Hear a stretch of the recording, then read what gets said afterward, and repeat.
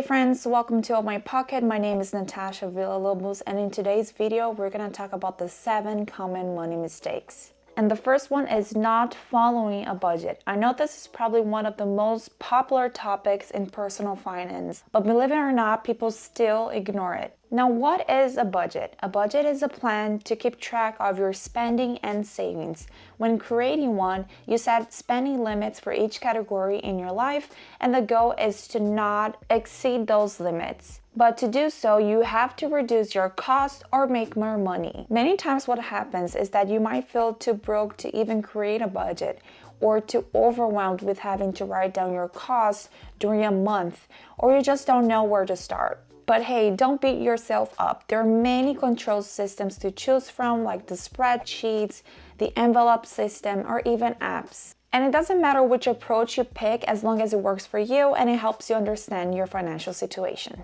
Alright, so mistake number 2 is not having an emergency fund. An emergency fund is for when life goes wrong. When you find yourself in a desperate situation where you need that money, the last thing you want to think about is where or how you're going to get that money.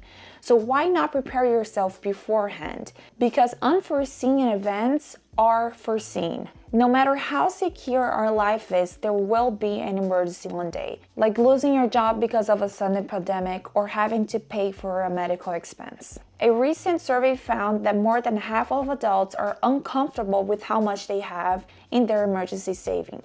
Ideally, we should have saved enough to cover 6 months of living expenses. To figure out how much that dollar amount is, take all your monthly costs by looking at your bank statements and your credit card statements. Write down how much you spend on housing, food, utilities, and other necessities, then multiply that number by 6. If you are self-employed, you should have at least 12 months covered. Not having enough savings is a mistake, so do yourself a favor and prioritize it. Speaking about priorities brings us to mistake number 3, which is not saving enough for the future, aka your retirement. How many times have you heard people say, "You only live once"? "Life is too short, don't worry about tomorrow," or "now is the moment we have." Seriously, those are only excuses to sabotage yourself and procrastinate instead of focusing on what is essential. I'm not saying that you should obsess over savings or miss out on living your life fully today, but the reality is that a typical American is not saving enough and will not have enough to cover their living expenses once they stop working. A recent survey by Vanguard showed that only 15% of their participants had $250,000 or more in their retirement account. Now, while the future isn't guaranteed, there is a big chance that you will get there at some point. If we compare the global life expectancy from 1960 to 2020, we will notice that global life expectancy has increased from 53 to 73 years due to general improvement in living conditions. And I'm sorry to inform you, but Social Security won't replace your income. As of June of 2022, the monthly average benefit was of $1,669. So show your future self a bit of love and start saving now. Take full advantage of your employer's matching plan, and if you are self-employed, set up a Roth IRA. Mistake number 4 is paying bank fees. One of the ways that banks make money is by taking part of what you deposit into your account and loaning it to businesses and individuals. Now, in return, they will pay a small interest to hold on to that money. Another way a bank makes money is by charging fees, such as the maintenance fees, ATM, and overdraft fees. The problem is that these fees for you could add up. Maintenance fees are charged in exchange for a bank service, which means that you are paying to have an account with them. Now, the price can vary from $5 to $20 per month, but not every institution will charge maintenance fees. There are some banks that do offer free accounts, but most of them will be online banking. Now, if you are currently paying maintenance fees, try calling your bank and have it waived. If you can't waive them, try switching to a free account. Another common charge is the overdraft fee, which is typically around $35. When you're opening a new checking account, a bank offers you this overdraft protection service where they will cover your transaction in case you don't have enough funds in your account. So for example, let's say that you set up an automatic payment with your streaming service and it will cost you $20 per month.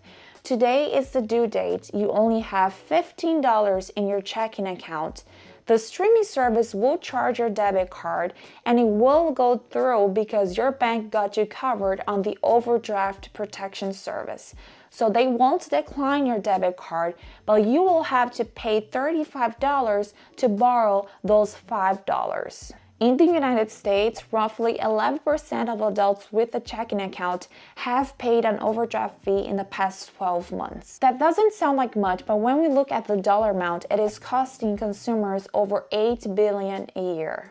By opting out of the overdraft protection service, your debit card will decline when you don't have enough funds in your account and you won't be charged the overdraft fee. The next mistake is to carry a balance on your credit card. Now, credit cards can be fantastic if you know how to use it correctly, which is paying it off in full every month. You are misusing it if you are paying it late, if you're skipping the payments, or if you're paying just the minimum balance. Credit cards offer a grace period where you won't be charged any interest from the day the bill is generated until after the due date. The grace period is typically 21 days, but you will start accruing interest if your bill is not paid on the due date. The average credit card interest is currently 18%. So for example, let's say that you carry a balance in your credit card of $500. You will be paying an interest of 0.05% per day, which comes out to be 25 cents. The next day, you will also pay 0.05% but on 525 cents